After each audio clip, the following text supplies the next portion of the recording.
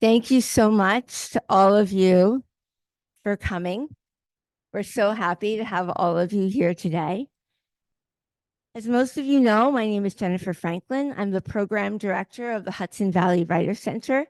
I'm so happy to have you with us for this in-person reading with Vincent Bell, Vera Salter, Alice Campbell-Romano, and Owen Lewis. If this is your first time joining us for a reading, welcome. We hope you continue to come to our online readings, classes, and events. Please check our website for the complete list of offerings. We hope you return to the center for a fiction reading on September 8th with Helen Phillips and Thomas Arnett. Please save the date for the Hudson Valley Writers Center Gala on September 20th, where we will honor Pulitzer Prize winning biographer Stacy Schiff, who wrote the book about Benjamin Franklin and the book about Vera Nabokov that won the Pulitzer, among others. I want to thank the board, especially our board chair, Mary Linder, our teachers and students who are the beating heart of the center. We also want to recognize all the foundations and the organizations who support us, including the Bidell Foundation, the David G. Taft Foundation, NISCA, and Arts Westchester.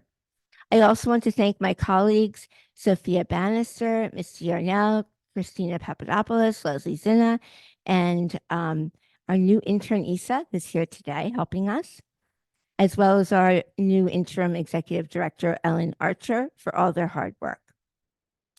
So today we're going to start out with Alice Campbell-Romano. Alice's book is not out yet. This is how new this all is, that she won a Chapbook Prize.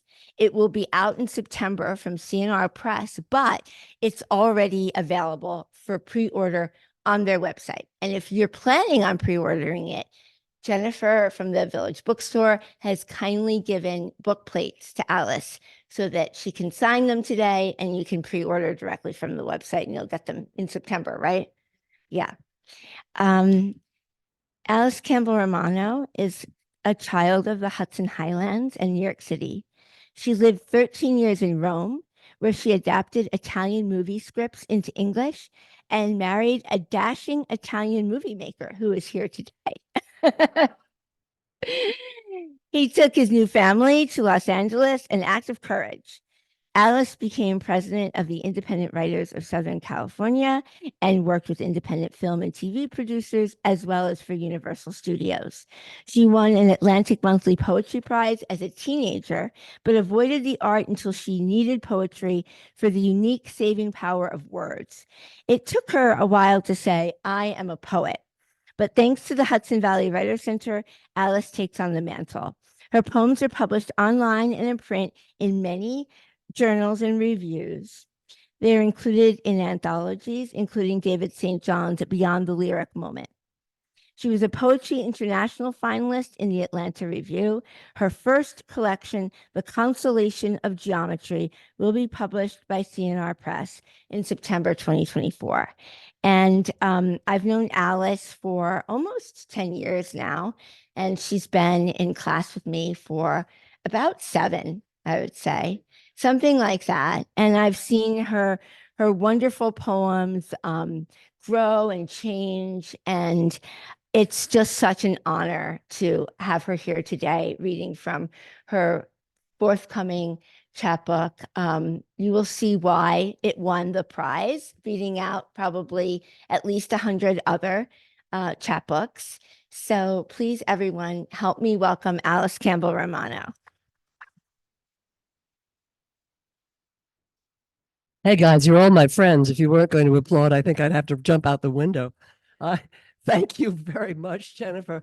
Jennifer said all the thank yous, except that I can't say enough to thank the colleagues in the class who are generous and kind, and under Jennifer's guidance, always professional. It would be impossible not to get better in this group of poets. Thank you very much, everyone. And now an important question, because I always suffer from this, partly because I'm old. Can you all hear me? Good, good. I hope that I'll make it before 20 minutes before 5. We have 20 minutes, which is a lot of time, you think, until you try to winnow it down. This is a difficult book.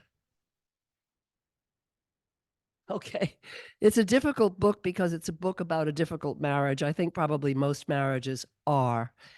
And so in selecting what to put in this reading, I decided not to put in the harshest of the poems. And I hope I'll be able to give you some kind of sense of the arc of how it goes. Let's see. Yes, let's just start out. The first poem in the book is called Bird Song, Long Before I Was Born. Outside my room, the virago stakes her claim, her shrieks like red streaks on mothballed ships rotting over decades in the harbor at Nanking, where I have never been. But here I am, poised on the cliff, disguised as an impossible hummingbird, beak deep in a red hibiscus bloom, to sip the screams of men about to be beheaded, women raped, babies dashed on rocks. Just some more horrors of war, and not even our war. Though a case may be made that all wars are the wars of all of us. And on she rants, heaping her displeasure on my father, whose retorts sound as pale thunder, far-off bombs that pound factories and spew collateral of kitchen sinks and baby blankets. I can't close my ears. Neuroscientists put babies into scanners now, see tender gray matter ignite as actors shout furious nonsense. The more conflict at home, the sharper baby brains light up. No wonder we love war. We connect to the people we love, even to their wrath, with our own angry noise. And yes, in the interest of complete disclosure, I was married before and it did not end well.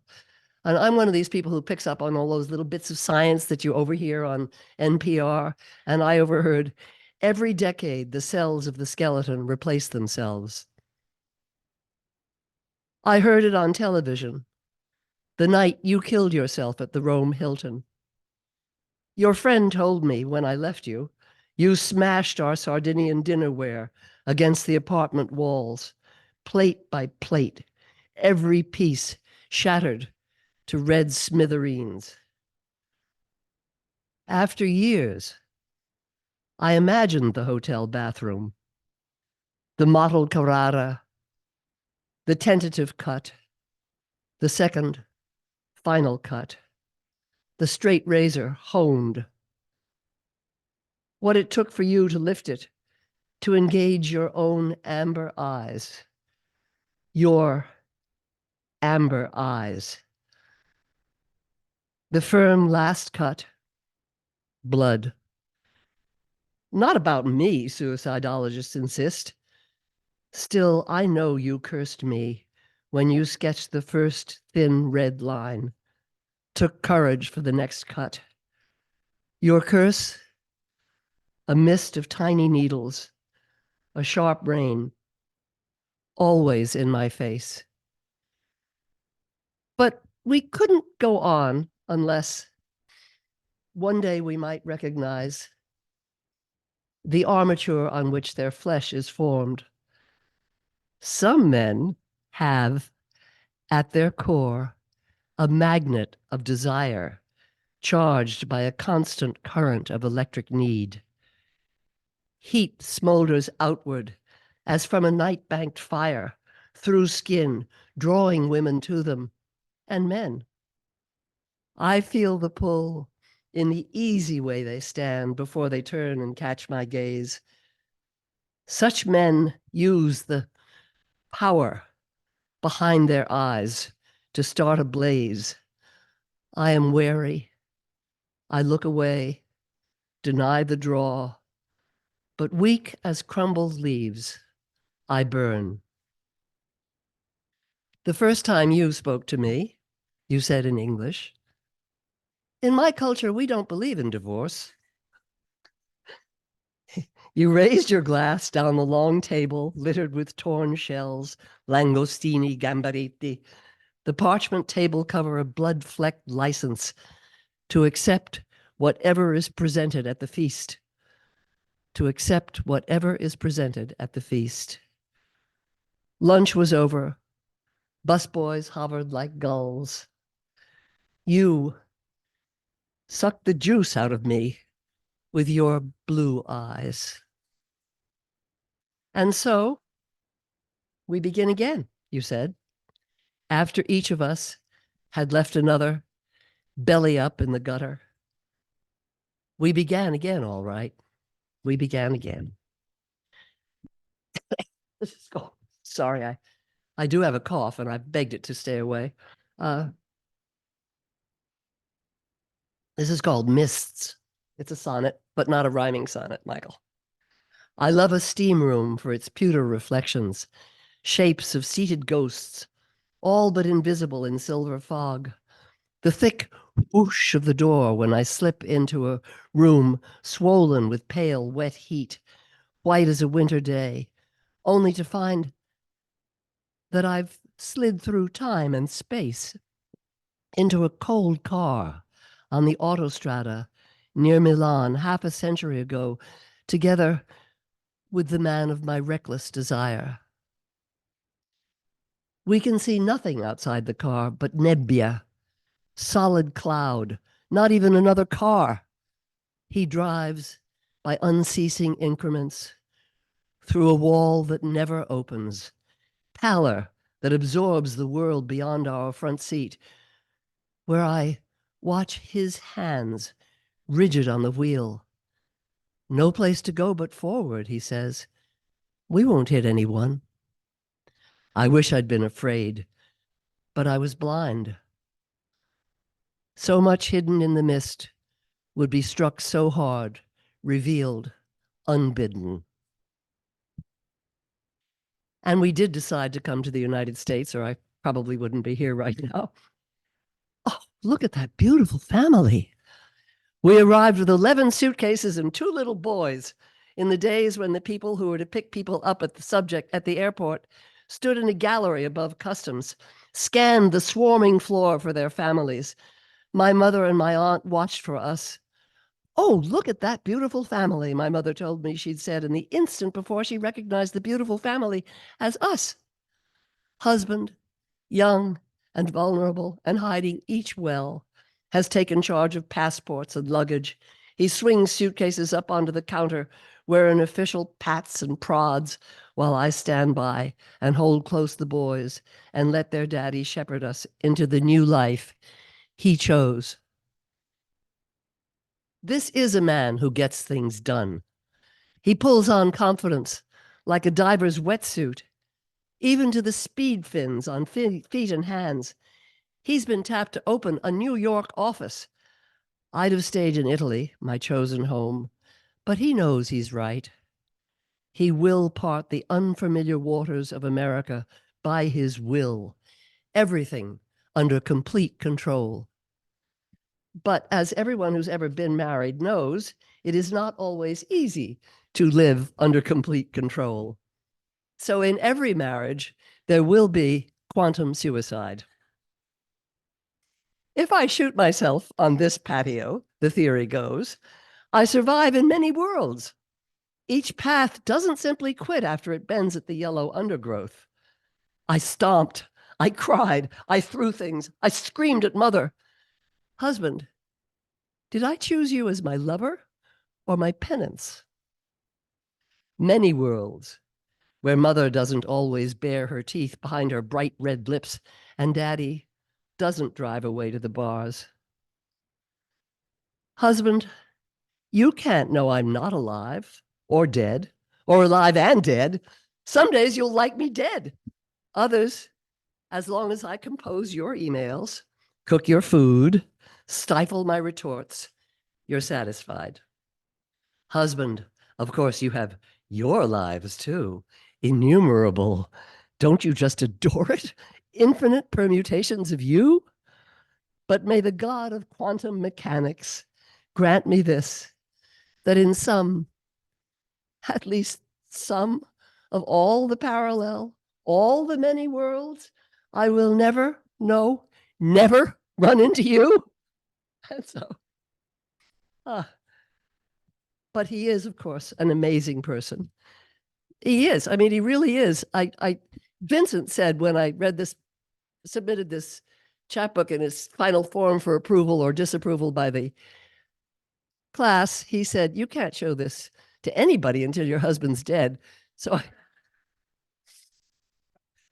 I took it home and I showed it to my husband, and he read it, and I didn't hear a squawk out of him. He was at the dining room table for I don't know how long.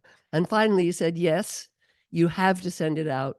It's good and it's your life." And for that, I deeply, deeply appreciate him. This one's called The Reef. His ambitions invent themselves, burst forth from the sand, are never mirages, always attainable, each a new Atlantis. He discounts fierce coral on the way, jagged barriers that sting worse are subtle, cultural, defy explanation. American humor eludes him. He barely laughs.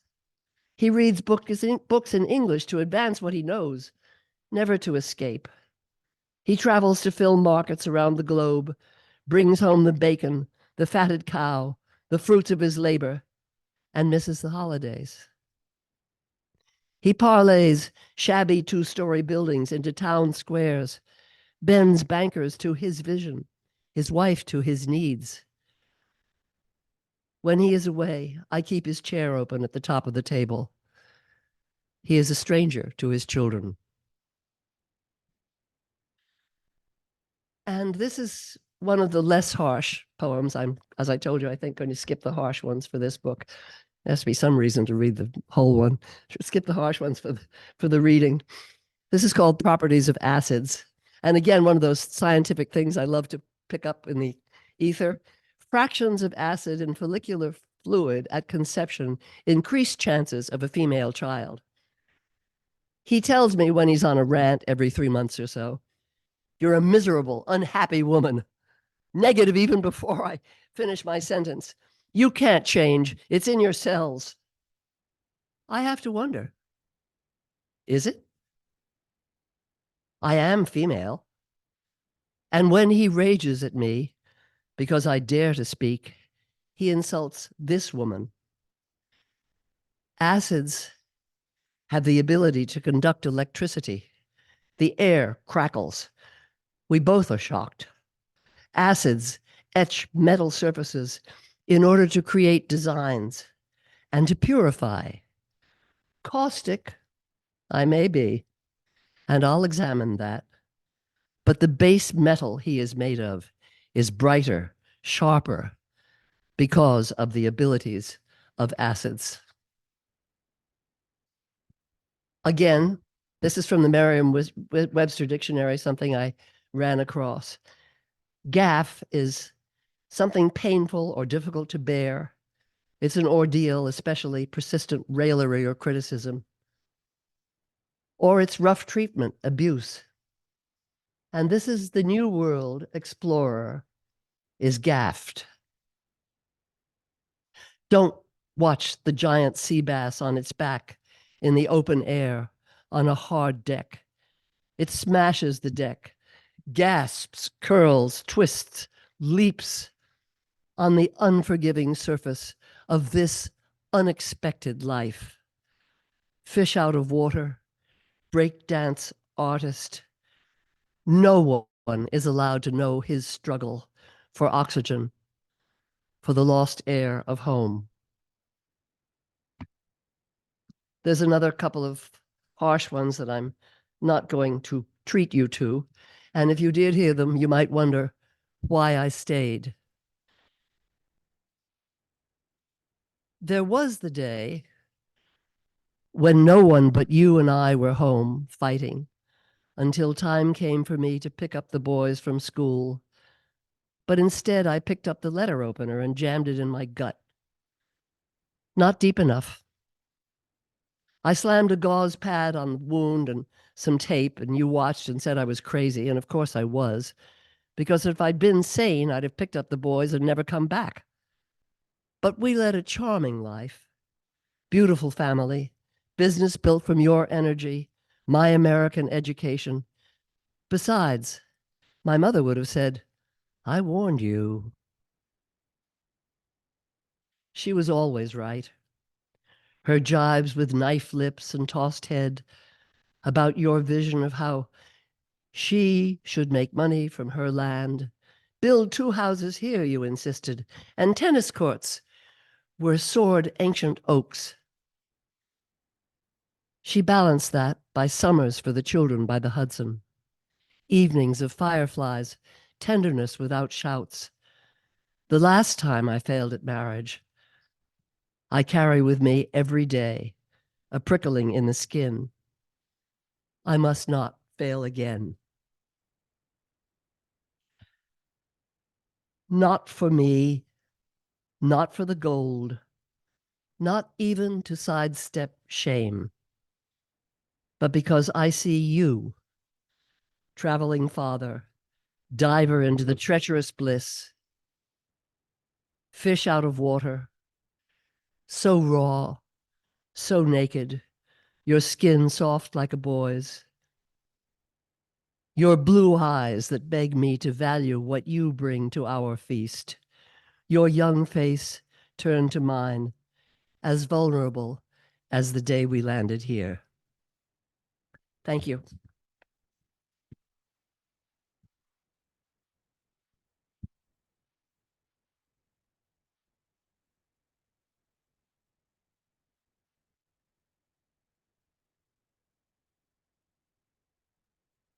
Thank you so much, Alice. What an amazing reading. Your poems obviously are wonderful, but I did not know what a good reader you are. You read well every week in class, but that was amazing. And no wonder I mentioned Lauren Bacall in your blurb. Don't cough. Uh, it did. Okay, now we're going to have Vera Salter. Vera Q. Salter was, until very recently, a care partner for her late husband of 50 years. He lived with Lewy body dementia in New Rochelle, New York. Her work has appeared in Red F Review, Nix's Mate Review, Prometheus Dreaming, Medical Literary Messenger, Judaica, Anthology, Right Hand Pointing, Persimmon Tree, Writing in a Woman's Voice, and many other publications. I met Vera about 6 or 7 years ago, and she had been taking classes at the Hudson Valley Writers Center with some other instructors, and she was not very confident in her work, but she knew that she wanted to be a poet, and she put herself to apprenticing herself to Arthur Z's poetry, who, as we know, he likes to say, edit towards the strange. And she did that, and her poems, oh my God.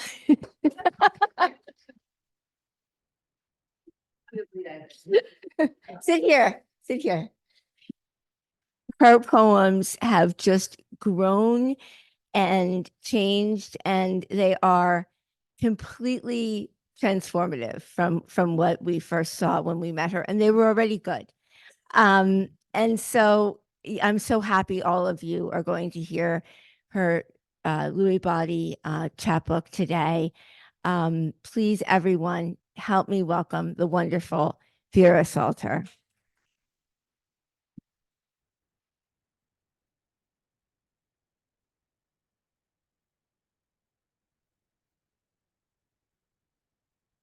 It's an honor to be here with so many of my Friday Year of the Book colleagues and our wonderful teacher, Jennifer.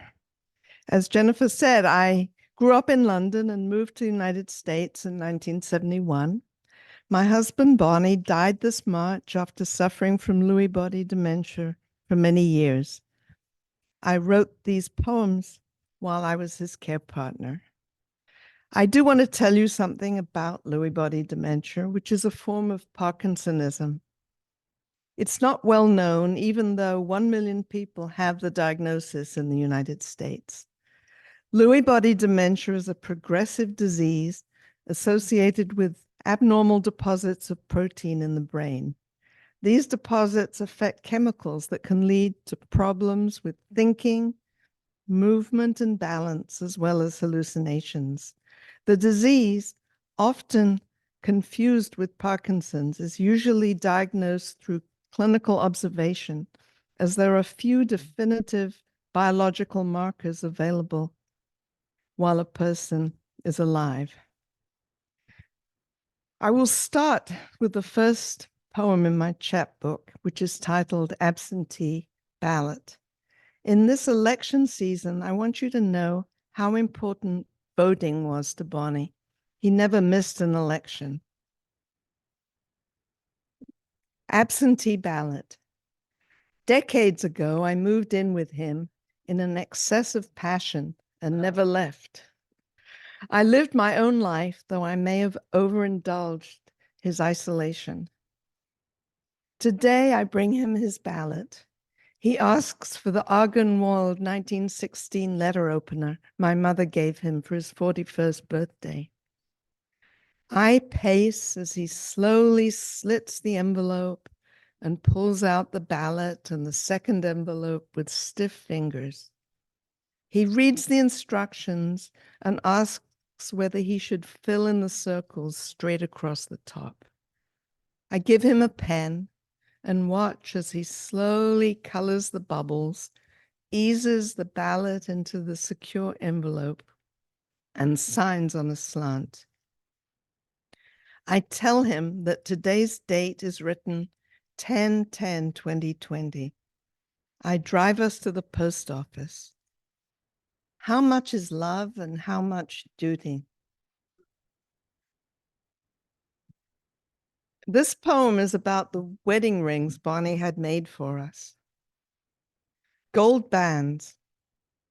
The wedding ring slipped off his thin finger. After an anguished search, he found it caught on a deli bag in the refrigerator. He rarely wears it now. He commissioned our rings from an artist on Walnut Street 48 years ago. 20 years later, he arranged for small diamonds to be fitted into the filigree holes in the gold bands. I help him find the jewelry box key as he dresses for his neurology appointment. He slips the ring on his finger. This poem speaks to the multiple difficulties of Lewy body dementia. These are the words the neurologist used when she confirmed the diagnosis. Consistent with Lewy body.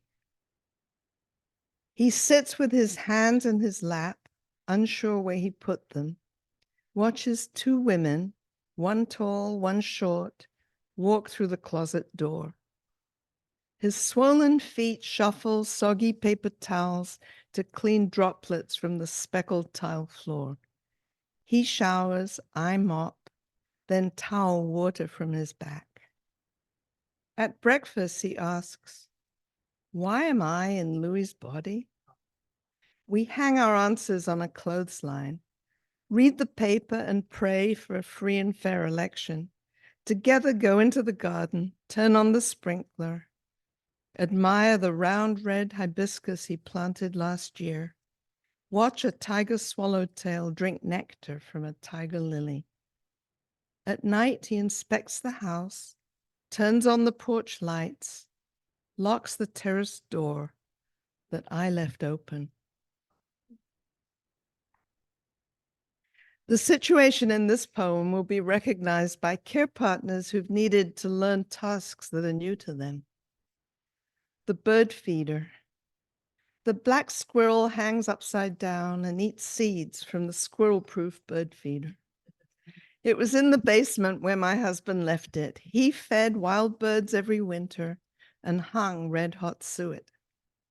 I did not stand and watch nuthatches and cardinals, didn't question his constant trips to Home Depot, where he bought dozens of tubes of caulk, which now line up on a shelf, unused and dry. Today, I meddle in tasks with his advice. I've learned how to charge a cordless drill and drive a screw. As the snow falls, we find a way to feed the birds. This is a poem based on things Bonnie told me about his service in the Marines in Vietnam, possibly where he breathed the toxins that caused his dementia.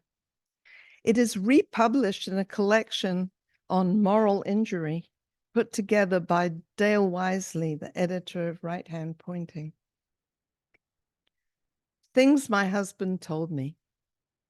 When college fell apart, I returned my burgundy Mustang and joined the Marines.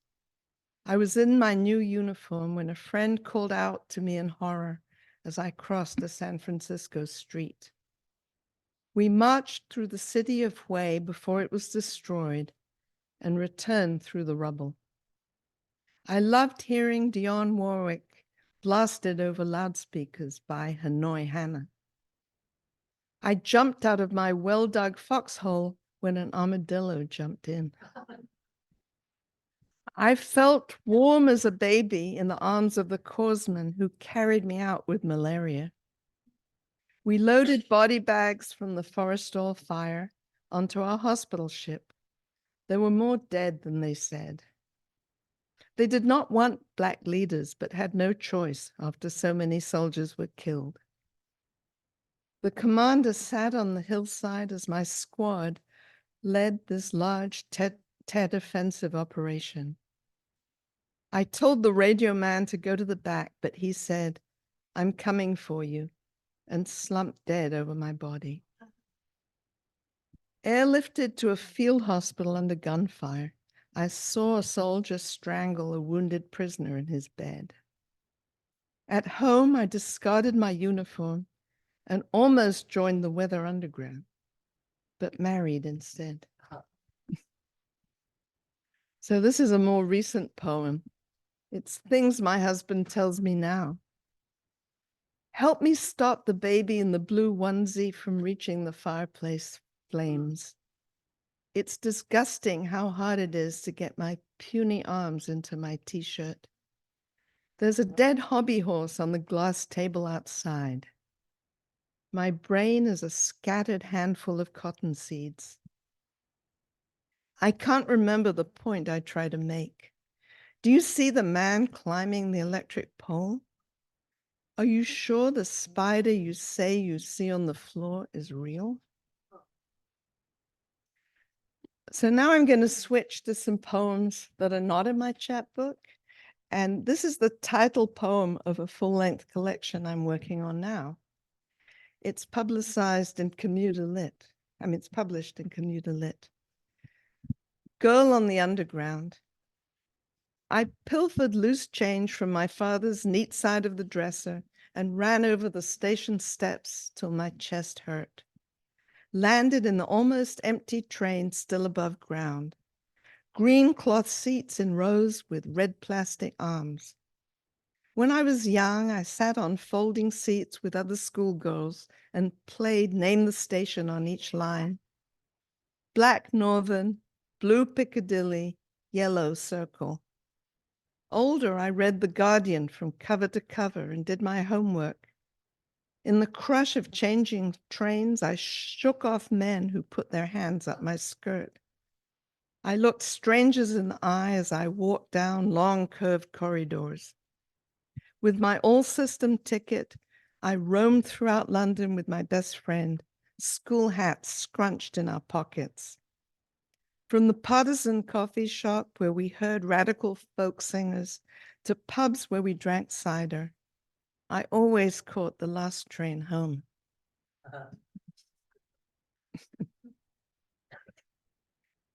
This is written about the first Aldermaston March, where the peace sign was invented. It's actually semaphore for CND, which is Campaign for Nuclear Disarmament. This is titled The H-Bomb's Thunder. It was 1958. I set off with my best friend Josephine on the first Campaign for Nuclear Disarmament march from Trafalgar Square. Today I found a crumpled songbook. On the cover, an unborn baby screams as strontium-90 rains from the black sky. We walked 4 days as crowds grew to call for an end of war. Josephine refused all rides as bubble-sized blisters grew on her feet. Nights with Quakers on school gym floors, hot jam donuts at 6 a.m. in empty streets. I met my bully boyfriend on that march. House the homeless, help the needy. Shall we blast or shall we build?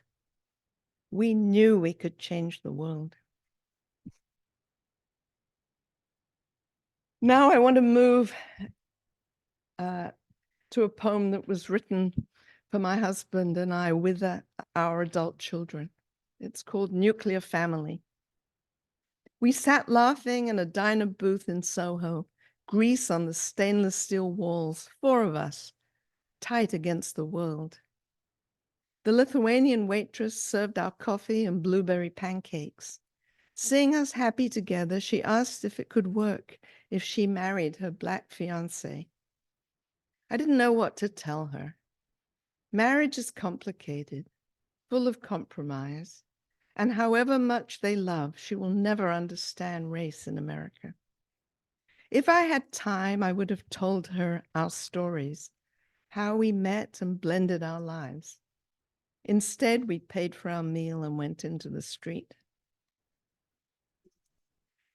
This is a more recent poem. It's like an almost sonnet. Late summer, I listened to my granddaughter's song rise above the sound of thunder and rain.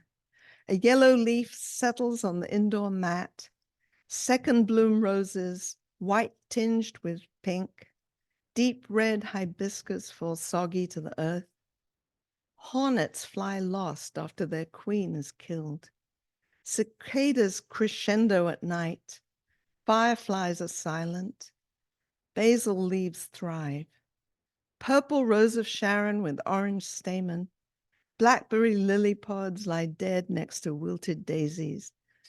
Blue hydrangeas grow lush. Crepe myrtle sways in the breeze. It's the hottest day of the year. This poem is published in Nix's Mate Review on almost being English in America. Americans since Emerson have doted on the English. I was privileged with a private school education and an upper-class accent, even though I'm Jewish and my parents were refugees from World War II Europe. In England, people would ask me where I came from. Even my best friend would say, "You're not English, you are Russian Jewish." A former boyfriend who I met recently said he regretted breaking up with me because I was so exotic. Here in the United States, Anglo lovers fawn over me and tell me about their British heritage. A resident of a nursing home where I worked offered to lend me her magazines about English castles. Telephone salesmen flirt with me. Anglophiles are horrified when they discover I'm married to a Black man and have a mixed family. Once, when I walked in the street with a colleague who was proud of his Welsh heritage, we ran into my mother-in-law and I introduced them. He never spoke to me again. So I'm going to finish with this poem, which is both personal and local. It was published in the first edition of the New Croton Review. And it's personal because this weekend we visited Sleepy Hollow Cemetery looking at burial plots. So it's called Remains. I'm glad that Sleepy Hollow Cemetery has a green burial ground with a view of the river. My husband is claustrophobic. He told me years ago he wanted to be cremated. My mother asked to be buried in a plain pine box, a surprise to my sister, who expected her to be cremated at Hoop Lane Crematorium, like our father and everyone in North London. My sister had no choice in Orthodox Jerusalem. She was wrapped in a shroud and sealed in a concrete drawer. My will still says I'm to be cremated, but I cringe at being incinerated. There is comfort in returning to the earth. Thank you.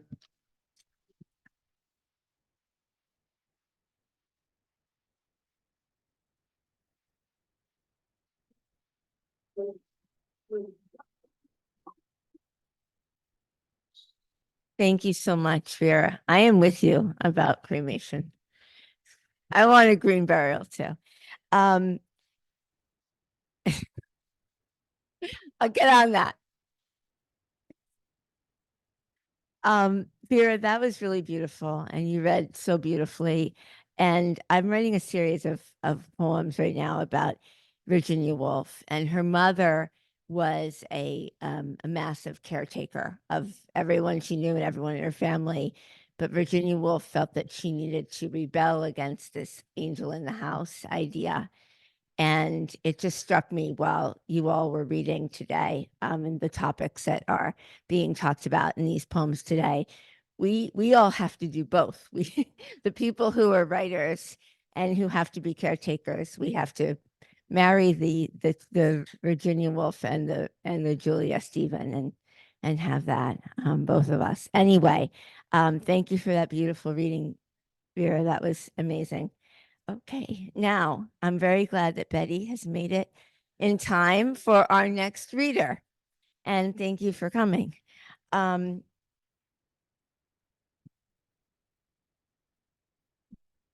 me find Vincent's bio.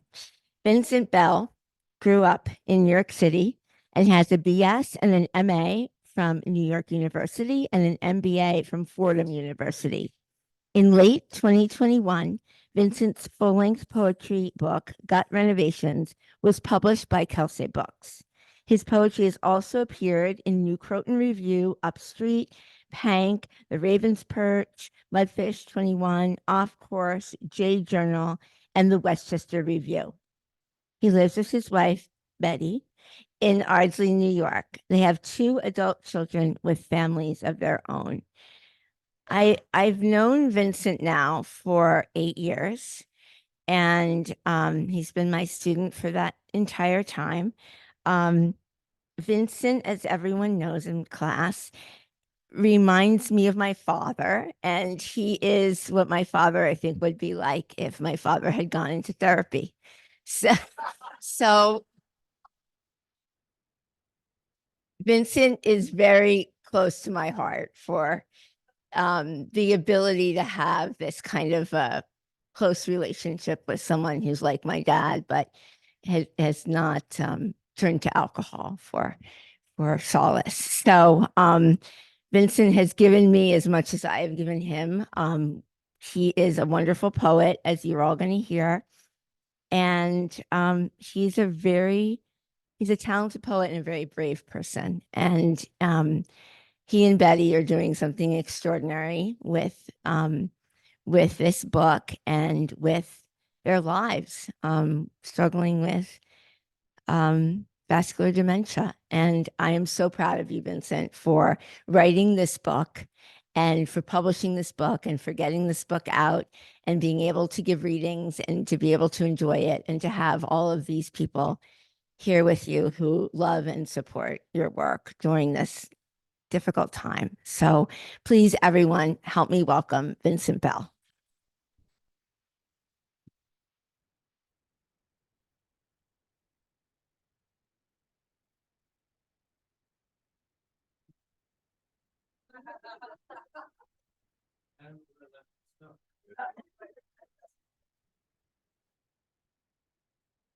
Hey, this is dementia. It's just getting older. I want to fall and crack my head up. Take a stab. Okay, I'm good. Thank you, Jennifer. You've had an amazing influence on my life, which started by our mistakenly showing up and thinking we were signing up for what? Open mic, which is something that happens, I guess, the fourth Friday of the month. But it turns out that my wife, the signer, signed me up to read. And that was the first time that I read to an assembled group here. And it kind of got me hooked on it. I really liked it. I don't know. Mostly what Jennifer said is probably not true. But I'm not the person to judge that. I mean, I like being a poet. I really like reading. I choose to think that when people laugh at me when I'm reading, that's kind of a congratulatory laugh, not like I said something really stupid. Anyway, glad my wife showed up.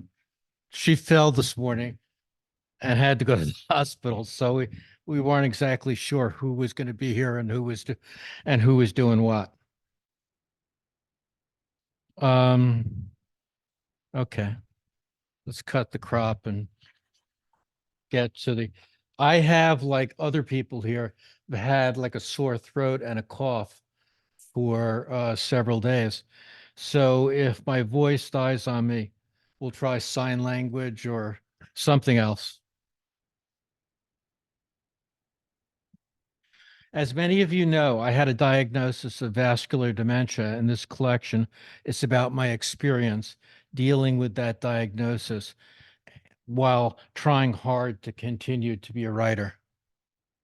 They seem like they should coordinate, but they really don't.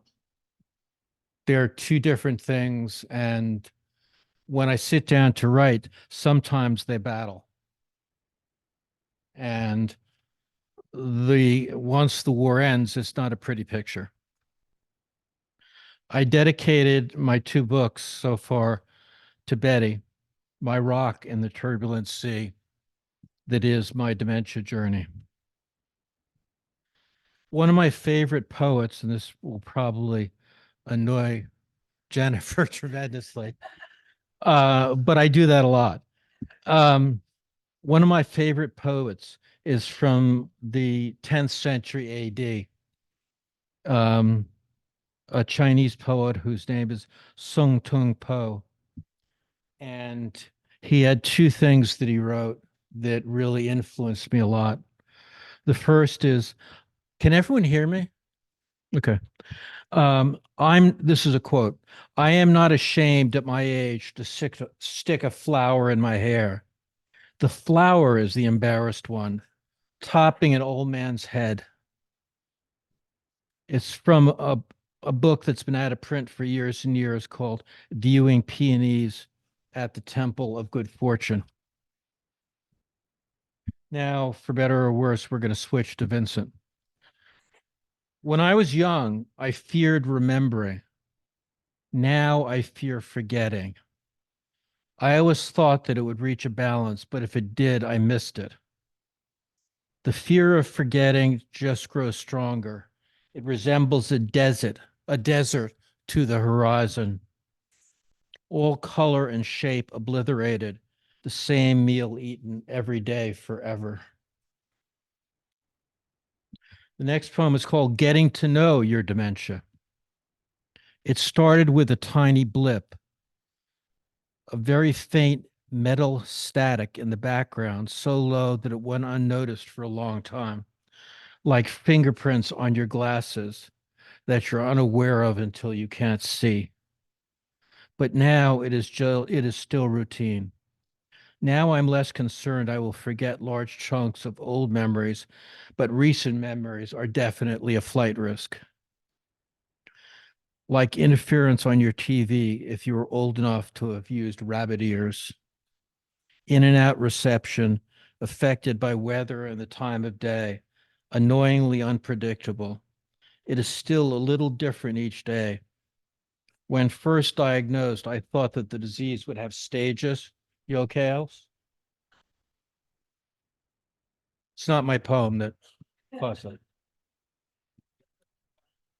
It is still a little different each day. When first diagnosed, I thought the disease would have stages. Once they label your memory loss as dementia, it becomes real. I wanted to vomit as I watched the doctor mouth the word. And you carry it really like prison garb on your back through your whole life. Because in the enormous database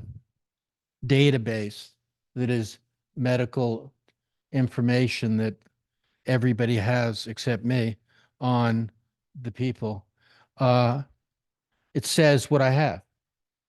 And I can't say I don't have it, or I can't change the text. It's just something I've had to get used to. Next poem is called A Recent Ice Age.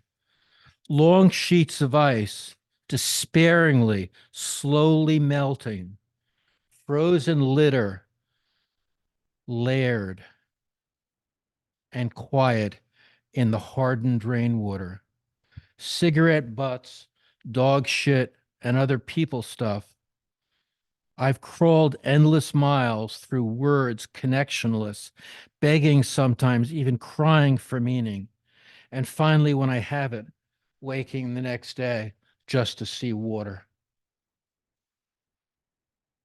The next poem is called I Hate My Brain. When I was in graduate school, I still loved it. It gave me an edge in life, but now it has become a scene of weakness. I want to hide from others. See, even the bug doesn't like me now. Once it was my strongest organ. Now it seems to be shrinking while still occupying space in my skull. The next poem is called The Leading Edge of Nothing, which is the title poem of the book. In your brain, dementia is a frozen lake that cracks loudly when it detaches from the shore. As temperatures rise and fall, the lake gets bigger, then smaller, smaller, then bigger.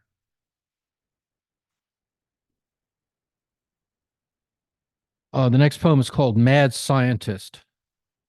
Is an idea deficit an insurmountable obstruction?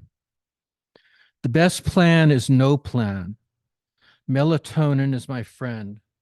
Before I found it, I couldn't sleep without dulling my brain with alcohol and drugs.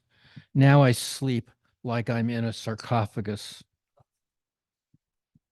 Bed jail. Several months ago, I started catapulting out of bed while deeply asleep and smashing into our heavy dressers in our bedroom. The first time I ended up with a black and blue down my entire right side.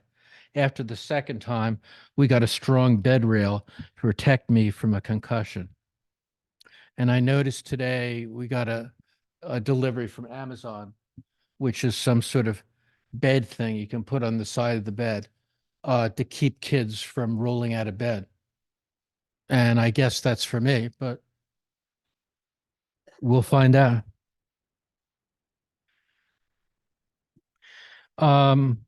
Once we put the rail in to keep me from flying out of bed, I started each night to try and punch my way through the railing. So there were times when I had, my hands were really screwed up. Next poem is called Memory Party. The memory thing started before I retired, but it really worsened several years ago when I started to have trouble remembering my grandkids' names. For a while in conversation, I thought I was able to cover it up, but it quickly became very apparent. My wife was the first to the party and the most vocal, but eventually I knew that all my family members were aware. They probably talked about it behind my back. I resisted it conceptually, but I knew it was true. Denial is the loudest component of the early stages of dementia. It happens so slowly that it's easy for you to make excuses beginning. No one ever said that to me, but I am certain that I was the last person to the party. Now for a few more recent poems. Darkened brightness. It's sunny today. I'm sitting in a darkened room, typing in front of a sun-drenched window with the blinds closed. For the last few days, I have been drifting back and forth in a depression drugstore. My drugs have lost their muscle. I read all the labels, searching for something that might work. There is a little orange pumpkin, too small to carve, staring at me from a shelf on my desk. The next poem is also recent, called Dementia World. Last week, I misplaced my sunny disposition. This week, I finally organized a search, but didn't find it. My best hope is that it will reappear as my sunglasses did last year. I used to take objects for granted. Now everything must be located and returned. I'm afraid of things that were once routine. There is little spontaneity left. Now most of my life is the hands of others. Recently, I switched doctors from a renowned dementia researcher to a neurologist who will help manage my medications while providing me with periodic dollops of hope. This poem is called Blocked. I no longer have any poems left in my head, except the ones that I am still afraid to write. And I don't have much time left to write them. My friend Alice said that by the time you're diapered, it's too late to end it. Will I remember her advice? Shaving. I realize that I have a squiggly soul when I become fixated by the image of my face in a fogged bathroom mirror. For years, I have said you can't lie to your face as you shave, that this is the one time in life when you have no choice but to see who you really are. Recently, when the bathroom mirror fogged over, I got scared. I saw in my eyes that I've aged. I had become adept at lying to myself. It's so easy now to lie to others. My story. Even though you know that your final destination is death, you can take different roads to get there. Dementia is different from just getting old. I had my first child when I was 41, knowing, but not really understanding, that I probably wouldn't live long enough to see my grandchildren grow up. I've held them as babies and listened to them crying. My wife will have to tell my story to them when they can understand. Next poem is called Die Well. You never get better. You just have days when you're less worse. The neurologist shrugs when you ask him questions about your future. You know that the typing he does is going to answer questions that will hopefully help someone else. My scarlet letter. Ever since my family decided that my memory was failing, I have been labeled as having early stages of dementia. If it is true, then it certainly is a distorting label purporting to predict what might eventually develop. It is my own personal scarlet letter, which I must always wear. All my digital files in the online medical universe contain this unchallengeable diagnosis. It has robbed me of my authenticity, earned over decades of hard work. It makes a mockery of my loyalty to my family. The most disturbing element is that any resistance offered by me to the diagnostic labeling is simply dismissed as resistance to their diagnosis. This is an older poem, but it's still one of my favorites. Age doesn't breed wisdom. Not too long ago, I realized that I'm not as smart as I thought. My perception and my mouth were distorted by having been part of the don't trust anyone over 30 generation. I'm going to funerals now for friends that I've known for 50 years and were younger than me. You can only rewrite what old means so many times before you don't believe it. What scares me is that I really like all the feel-good medications doctors prescribe for me now. I look forward to what's next from American Pharma. When you're young, your future appears to be limitless, but then one day finally you see it ending. It's weird to have finally caught up with the old people. This poem is appropriately called Vascular Dementia. Another new week of yesterday's tragedies. On Sunday, in our recently redecorated family room, we hung 3 of her best new paintings. I should have mentioned earlier that my wife is an artist. She really did it. I just handed the tools to her.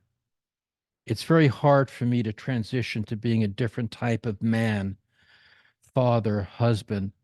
I'm not sure that I can do it.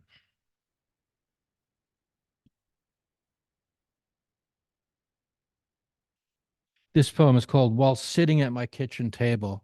It's kind of a trick poem because you think it's going to be like a lovely thing.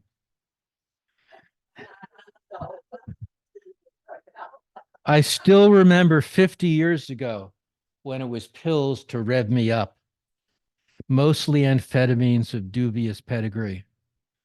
Today, I enjoy a selection of downers, all prescribed by my doctors to slow down my faculties, and tame my heartbeat. That's pretty much it. You guys have been a great audience. Thank you very much.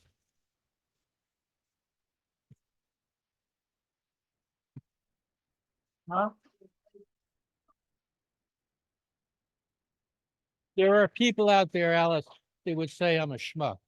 So it's all in their background.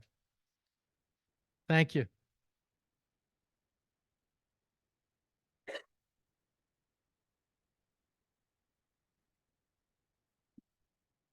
Thank you, Vincent. And I have to take a moment to thank all of the people who are here, past and present, from Vincent's class, Vera's class, Alice's class, to be here to support. People came from Philadelphia, all the way from Philadelphia. So Connecticut, thank you for the students who are in class still and who have returned to hear them read. And now we have our keynote reader, Owen Lewis. Owen Lewis is the author of 3 prior collections of poetry and 2 chapbooks. Awards include the 2023 Guernsey International Poetry Prize, the 2023 Rumi Prize for Poetry, the Jean Pedrick Chapbook Award, Best Man, and the International Hippocrates Prize for Poetry and Medicine. Field Light was a must-read selection of the Mass Book Awards. At Columbia University, he is professor of psychiatry in medical humanities and ethics. And it's just been announced that Owen was selected as a Yetzirah Fellow for the new conference in July in Asheville, North Carolina. It's a Jewish organization for poets started by Jessica Jacobs. So Owen's work was selected to be one of the fellows, and he'll be reading there. I've known Owen for about 7 years, and he's one of these people who does it all. He's, as you saw from his bio, he is a doctor, he is a poet, he is a board member of Four-Way Books and helps many other authors get their work out into the world. So please, everyone, help me welcome Owen Lewis.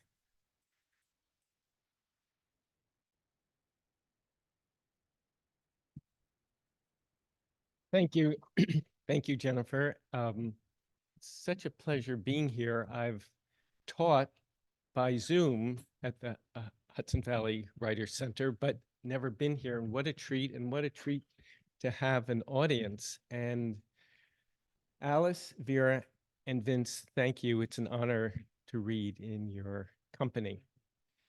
I was going to say a few words about chapbook strategy, but since we're going to have a Q&A, I'm going to actually save that because I think strategies of a chapbook are very different, and chapbooks do certain things that longer collections don't do. Longer collections do certain things that chapbooks don't do, but there's a particular niche, and we'll talk about that later. Knock, knock. As you'll hear, Vera and Vince shares the terrain of exploring dementia. In this case, my knowledge, I've not yet received a diagnosis, but as so many of people in my age group, you know, words don't come quite as easily sometimes. I think it's that, you know, caseload of patients whose stories I've absorbed, and a very dear 99-year-old mother-in-law who I'm observing quite closely. And so it's quite terrifying. And sometimes what scares me, I try to throw myself into through imagination. When I first read from some of these poems last year, my wife was very angry after it. I said, what's the matter? She said, "What aren't you telling me?" I said, "Darling, nothing, you know, trying this on for size." "Don't," she said. Well, she said, "What doctors have you been to that you haven't told me about?" Which you'll hear. So, if I've appropriated something that should be experienced, Vera or Vince, you'll tell me if I've gone too far in appropriating, but it in a way, I guess, to prepare oneself. So knock knock does play off of those knock knock jokes. It also comes from Shakespeare's Macbeth, the first knock knock reference. Knock knock, who's there? In the other devil's name, faith. Here's an equivocator. Oh, come in, equivocator. And you know, it might seem like I'm joking with this, but sometimes, you know, those first knocks can seem like a joke. Me? Are you kidding? Right? So, knock, knock. And Vince, I guess I owe you another apology. The first book is called Prelude, How I Started to Use a Cane. So forgive me again for any appropriation. A day of almost rain, I took my umbrella to be prepared. It had an oak curved handle that fitted my palm. I hadn't noticed at first. The tap of the wooden end on the street just ahead of my right foot. The motion, a natural swing forward just ahead of my right leg. Sweet, easy. I was talking on the phone, walking steadier, noticed the tap, and after the tap step, a light knock, a knock like someone's at the door, come to visit, like companies always arriving. and I feel this step in my hand and hear it keeping a nice beat. If my feet are sock swaddled, they get muffled and vague and make a kind of shuffle step, shuffle glide. Instead of the steady tap, the tap step sure contact with concrete. Some days I set out, I'm halfway to downtown, and I forget. All the names and numbers are in the phone. I know, but when the name goes blank, the phone directory is no use at all. The tap step's the only sure thing. Even as my daughter's name, my very own firstborn's name, slips my mind, and I almost slip from the sudden blank shock of it. Comes the tap step. The tap step keeps my feet perfectly in place. My mind can be anywhere at all. I haven't imagined I've lost my scarf. Then a coat, my phone, the book I'm reading. The ivory cat isn't seen, and I imagine him lost several hours ago. Later, he appears on my pillow. In my albums, friends and family don't have extra lives. I make sure to write their names. I'm trying to remember the title of the book. I look under the cushions and a stack of journals. I've got no use for news about news, but no headlines about the scarf or the coat. Where'd they go? Lost and found is not a planned destination.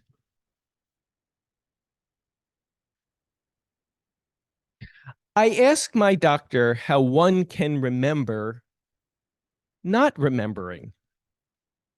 He's one of the good ones, holds my x-rays up to the window. I can see through that. There's a tree bough growing right across my lungs. In my knees, a bird nest. My shoulder, a garden perennials.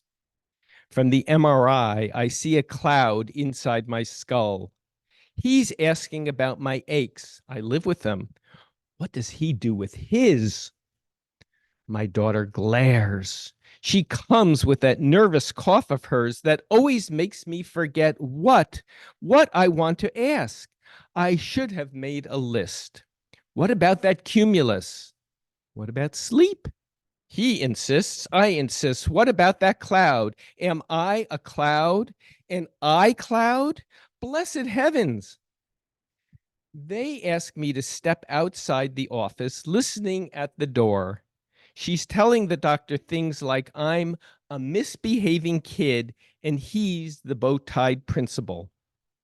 He shows me the ventricle, traces a gaping hole. I won't look. In it, a mix of all the words I can't remember tumbling around. The letters link arm in arm. Something I'll need to know. Next is detention in an old age home. What if I refuse? What if I get in my car and drive to Florida myself or Alaska? He calls it a fugue state. I tell him I am a doctor too. My friend, your daughter will what? What needs to be done? I am not.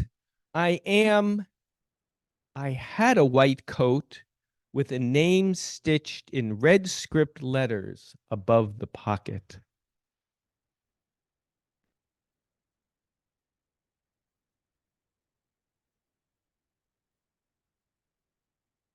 Card carrying. Member of the AMA, it's always in my wallet. What the letters mean, it doesn't matter. It doesn't matter. Smart and well-educated doctors can have whole conversations in quick letter codes. Check the CBC, the UA, the EEG, the ECG, the CPK. They love those lipids. They love ratios. The BUN/creatinine, LDL/HDL, and Mostly they love to insist, echo him, doctor's orders, echo him. Marvelous to hear human echoes and decipher everything hearts say. I take off my shirt and undershirt, but not my pants. The technician focuses the machine over the knock deep in my right ventricle, and they seance around my chest and close their eyes to listen to the knocking.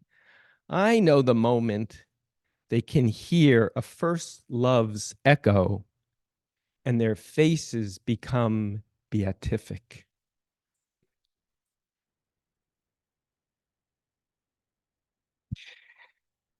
Get hold of yourself. What you remember is true.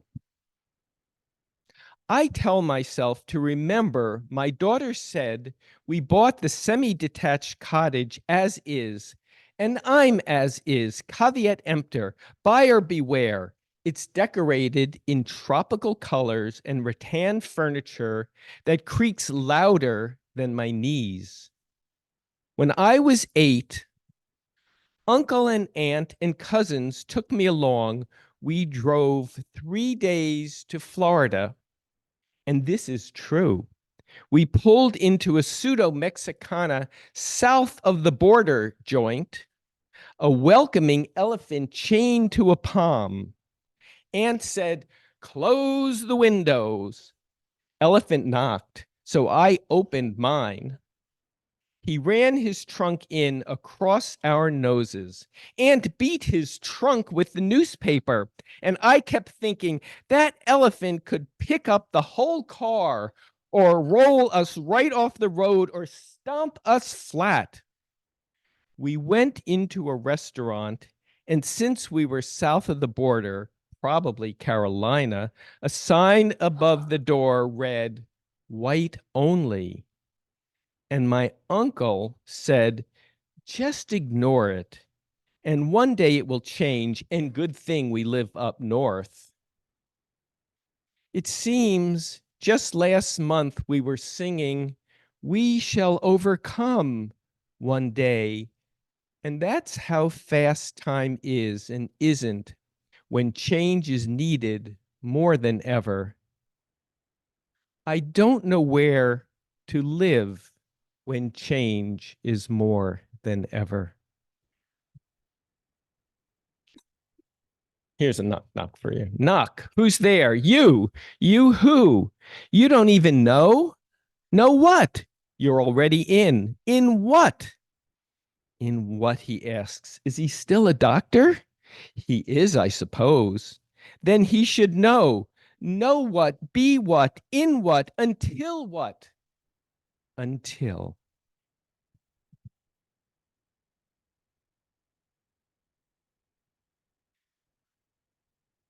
Before my daughter leaves, she always promises she'll be back in a few days or a few months, and she pocket pins my name tag on my shirt and says, always wear it, don't take it off, and don't worry, and tells me she feels bad since there's no piano here, but my fingers don't play it anymore. She says, just hum the fugue song. But I'm only one voice. We need at least 3 others. She says, just say hi each time the attendant comes by and start with him. But I know she's even more worried. I'll forget my name, lose the tag, so I don't take it off, and I'm good. And even when I send the shirt to the washers, they don't take it off. And every day I sit in the sun, a red bench under a blousy date palm. A very friendly lady keeps coming by, and one day she sits on the bench right next to me. And then I realize it's not a coconut palm, but a date palm. And boy, am I a dummy. And she asks what my name is. I point to the tag, but my name's already a blue streak. And I say, that's who. She points to hers, laughs so much, there isn't even a smear left on hers, and we become good friends. Lesson number 13 from the care home.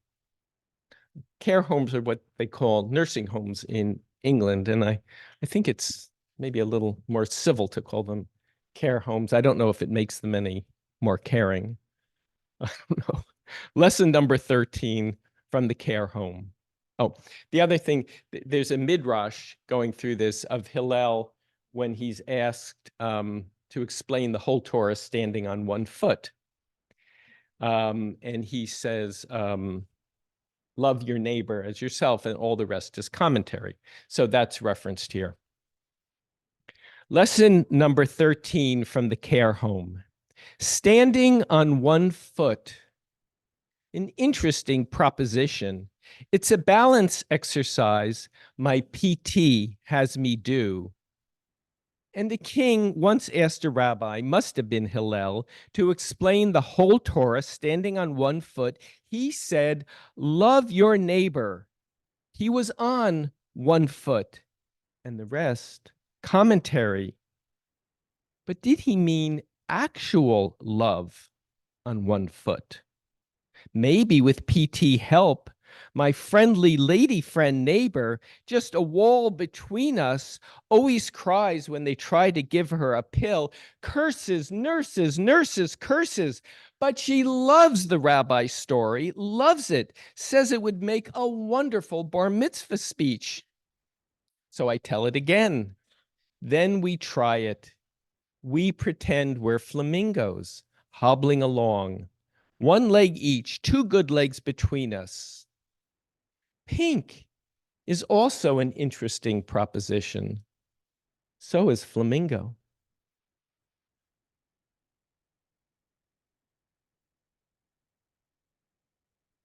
Knock. Again? Knock, knock again? Again who? Boo-hoo. Boo-hoo-hoo. Boo-hoo you. Nah. Knock, knock. Who's there? Like it or what? Like it or lump it? Nah. Knock, knock. Stop equivocating. You know this is getting old. And so are you. Knock, knock. Knock, knock. Anyone home?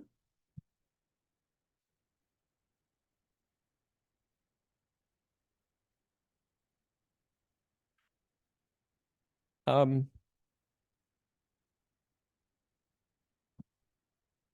see.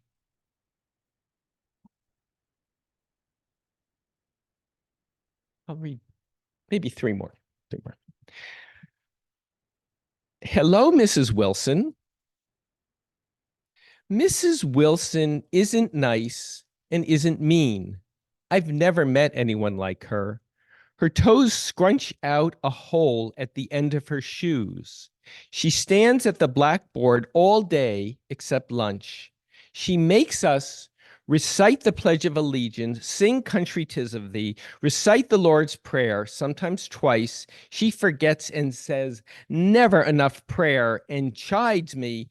Don't they say it in the Jewish church? We also recite Psalm 23. She'll leaf through the Bible asking which psalm the class would like to hear. It's always the green pastures. Listen to announcements. Who's boy of the day, girl of the day, no thens of the day. Guess whose birthday it is? May 23rd, 1958. Clean our desks. Flip tops hide a lot of mess. Cleanliness next to godliness. But she smells musty. Line up to sharpen pencils, return to desks, fold hands, now in unison, in good citizen voices. We're ready, Mrs. Wilson.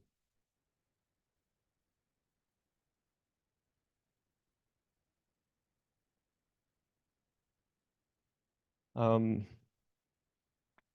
to explain here.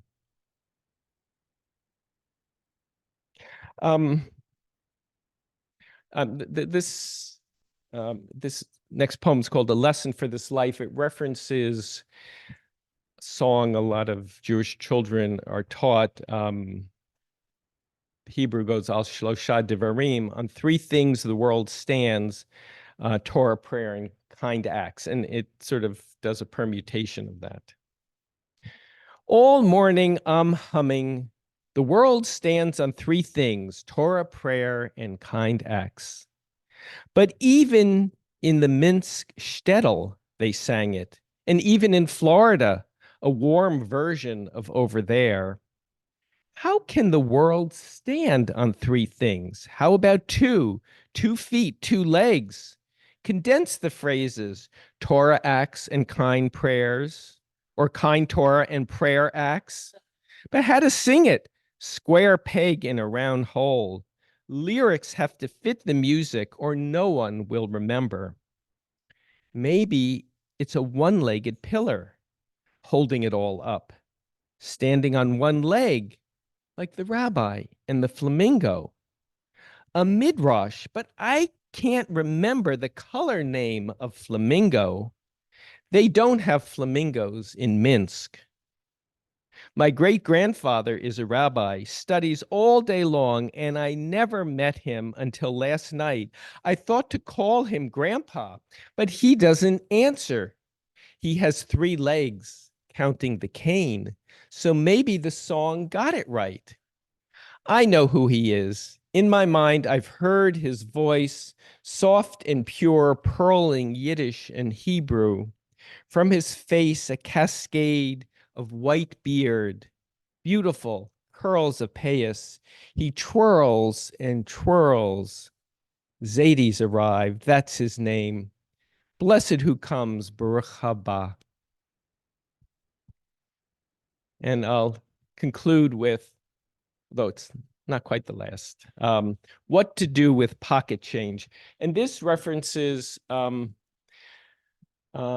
there's a Jewish custom for the firstborn called Pidyon Haben, which is you ransoming the firstborn, because otherwise the priests were entitled to take your kid, and I don't know what they, you never know what priests do with kids. So, you'd really want to ransom this kid before there's any trouble. Anyway, so there's a ceremony where you pass the kid around on a tray and people put money on.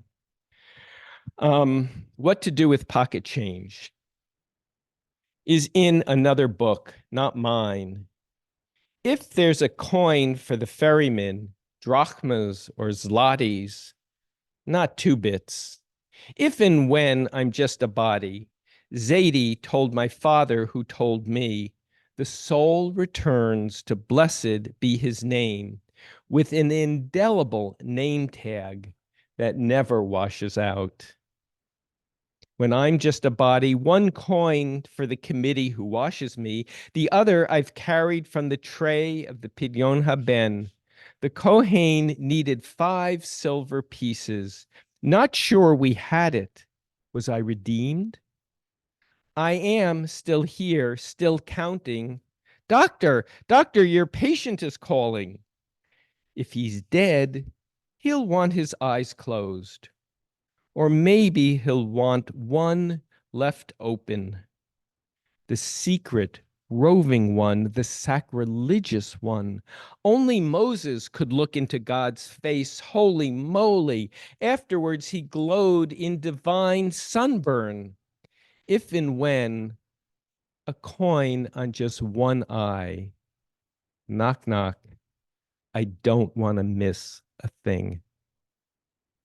Thank you.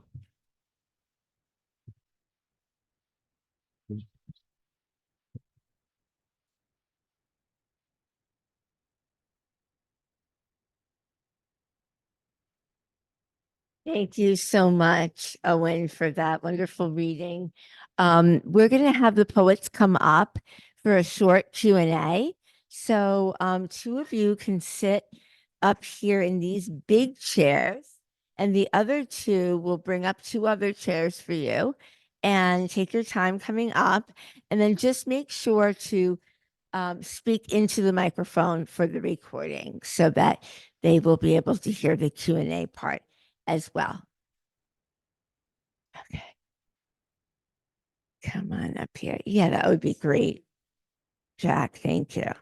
And maybe we can move the podium.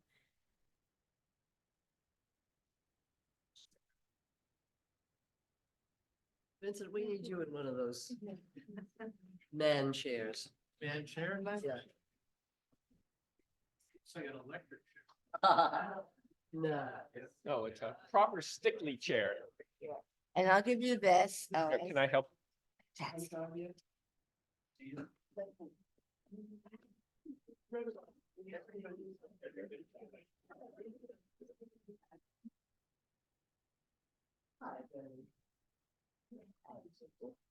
Vince, here you go.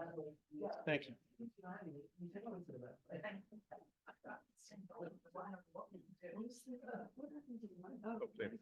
Nothing that bothered you. really? No, not at all. Okay. I was just jealous. What am I supposed to do with this? Opine, opine. Oh, you asked the question before we were starting. Well, I'll say a few things. Okay. Unless you have something you want to say. I just to say that there's more life and memory in all of you than in most of the able population. Listen to your poems, seriously. Thank you, Lisa. It's what keeps us alive, I think. Huh? Poetry is life. Speak for yourself. So maybe Owen, you were going to tell us a little bit about the chapbook and advice you might have for poets. You know, what I heard today were all really accomplished, strategic chapbooks. And I wanted to raise the question of what is the strategy, and maybe everyone will talk about that. You know, my first chapbook, I offered up the best I had. And I love reading those kind of chapbooks because, there's no guile. The poets are just concentrating poem by poem. They're usually very fresh, and there's an announcement. Here's a new voice, and that's a wonderful thing to read. But I heard chapbook strategy in all three, and I can speak for myself that I couldn't see this sequence. It's longer than a sequence. I just couldn't see it buried in a full-length book. I have manuscripts almost ready. My second chapbook, called Best Man, was an elegy to a brother who overdosed at age 23, and it took me more than those number of years to be able to successfully write about him. I mean, I tried in awkward ways, but then it came to me. And there were 23, lo and behold, poems in that, not necessarily by design, not really by design, but when I saw it, I said, okay, this is it. But that was another, that to me felt like a chapbook. Now, what's one of our main tools in poetry but condensation, right? Compression. We try to take out unnecessary words. And, most times, unless it's one of the greatest poets ever, you don't read a full-length book of poetry from cover to cover. Sometimes it's happened to me occasionally, but, you pick it up, you put it down, you pick it up. But a chapbook that is intentionally a chapbook, and like the three I heard, and I don't know if these are first or not. None of them sounded like first chapbooks. When I think of my own collection, not that sort of, okay, here's the best I got right now, but either a story, a through line, a theme, a technique, but there's a drive from beginning to end that the chapbook can accomplish that I think is really hard. You know, a full-length book has to take a breather, has to have a pause. And so if your material is strong, you may not want it ensconced in other poems. Yep. What their strategy was, right? When I started out, my strategy was just to get published That's not bad. so that I would have a second shot. You've discovered something else. I mean, at least from what I heard today, you know. I mean, have you heard it in your own work yet? Maybe not. Yeah. Yeah. Well, tell us.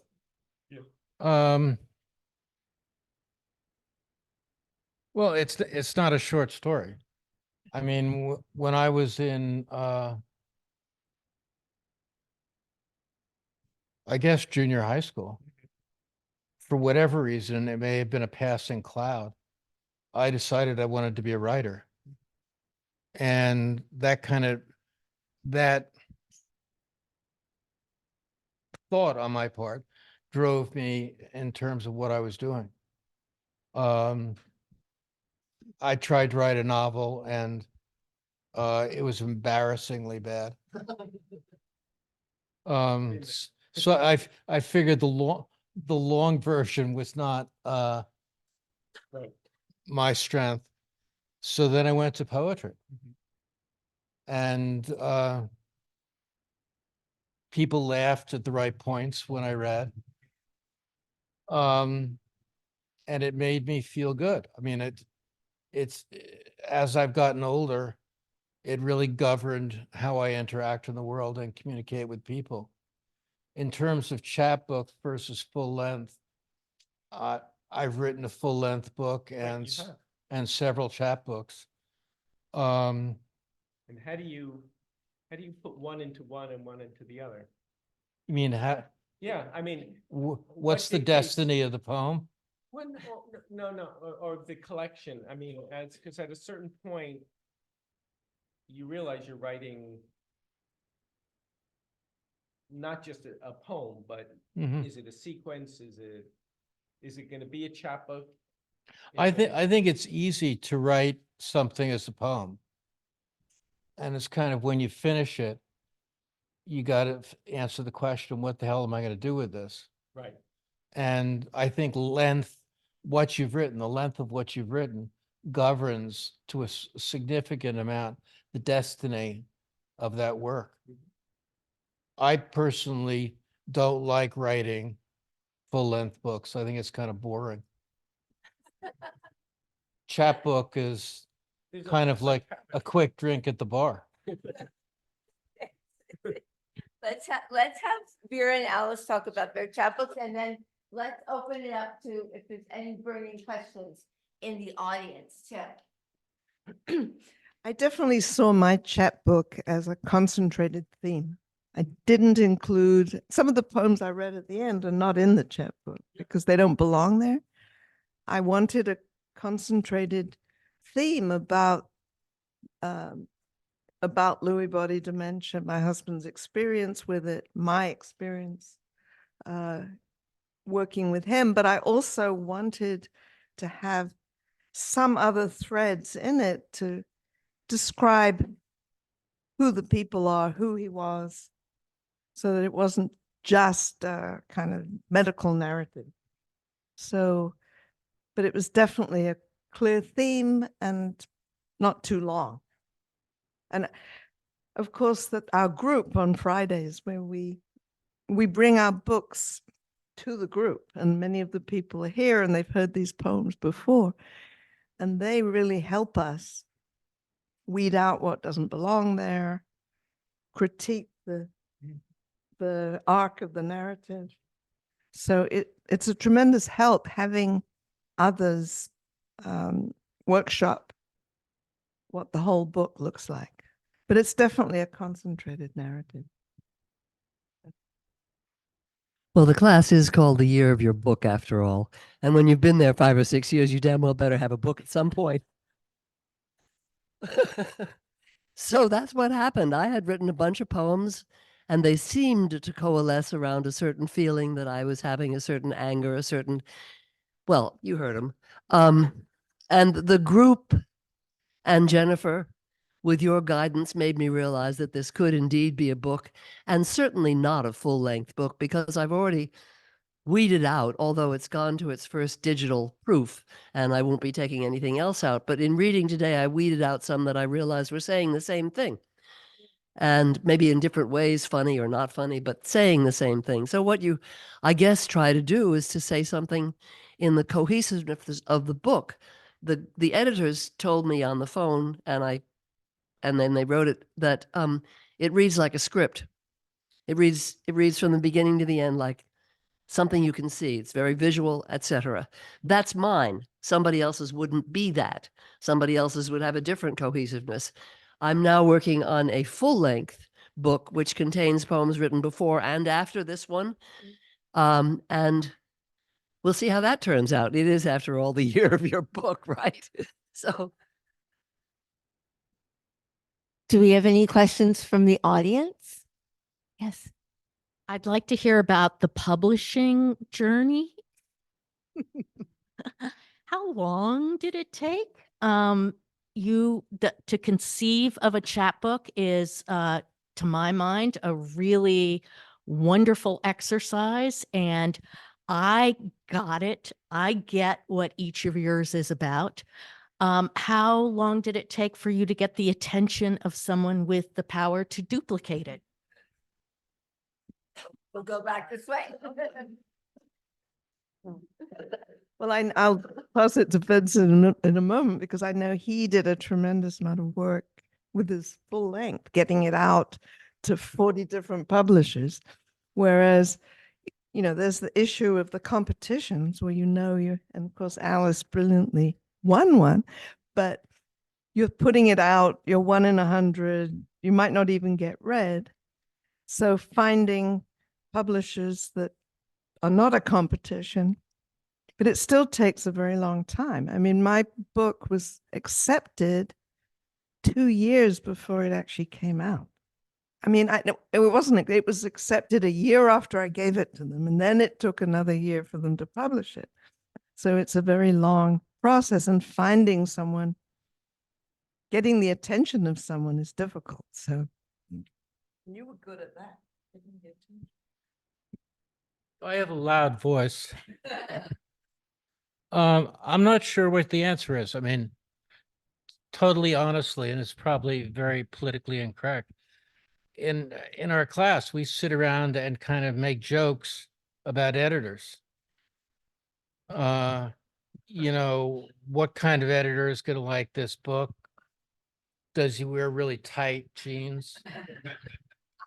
And we mock the whole process because it's insane. I mean, I don't think they sit around and make fun of Vincent Bell when they get a submission. I mean, I think most times it just goes in the ash can. It's really competitive. And the only thing I can say that would help any would-be writers here that are still crazy enough to be would-be writers, I mean, find a mentor. Find somebody that's going to help you. I mean, Jennifer, I don't know why Jennifer picked me out of a group of other people, but maybe it was a bad day. But that's what you need. You need somebody that can bring their experience to your process. When I decided I wanted to be a writer, I didn't know what editors were. I didn't really have any idea about it. I needed guidance.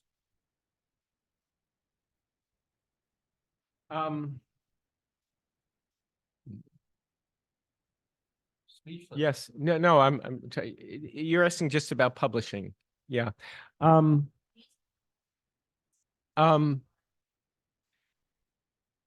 I guess I'm in a pretty lucky position because when I finally found a publisher, he's someone who has a commitment to the authors, which is not true for every press. I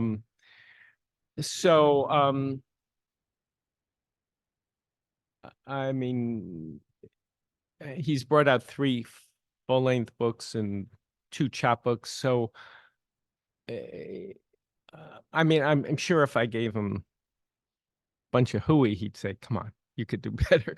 But he's been very supportive and brings things out in a pretty timely way. At least my book. So I'm very lucky in that regard. Yeah. So I guess the thing is, if you do find a publisher that likes your work, spare yourself looking further, right? The grass is not greener, you know? No, that's absolutely true. Do we sign books? Wait, Oh, yeah, go ahead, Ben. he's a ringer, by the way. You all, I'm one of the group. You talked about calling out pieces that didn't fit or were repetitive. Was there a point where you looked at your collection and said something's missing? You wrote a poem specifically for it. I'm kind of interested in maybe what poem or where it fit in the collection. Good question. Jack, that's a wonderful question. I don't know that I can answer it for this chapbook, but I can say for the full-length collection that I'm trying to work on now, I found, it was dark and I had one little fluorescent lamp and I had to turn it in and I was late by 3 weeks or something. And I realized that there were 2 real gaps and I had to write something, and I did it that night, and they still need work. But yes, in the process of doing it, you know that you need something that will explain or link. And that was very exciting. The poems that I wrote for those explanations and links are not the best I've ever done, but they will be by the time everybody who loves me in the class gets finished with it all. Because I was in the zone. I knew it had to be done. And the zone is why we write. That's when I said it keeps us alive. It does. It keeps us. Anyway, that's not the question you asked. So I think that's a really profound question. And at a certain point, once you grasp the totality of what it is you're writing towards, you're writing into a book, right? And then that has, just like when you have a color and you put 2 different colors on either side of it, it changes. Yeah. And so you begin to look at that. And, I think that process that you're alluding to, whether it's a line that's off, a stanza that's off, poem that's off, one's always interrogating those moments that are a little off. And sometimes they'll give rise, even a word that's off can give rise to a whole other poem, or the sequence. And as Alice says, that's really exciting because it starts propelling you forward. And it's not like you have to look for inspiration. It's right there kind of in your own work. And that's an exciting moment. That's good.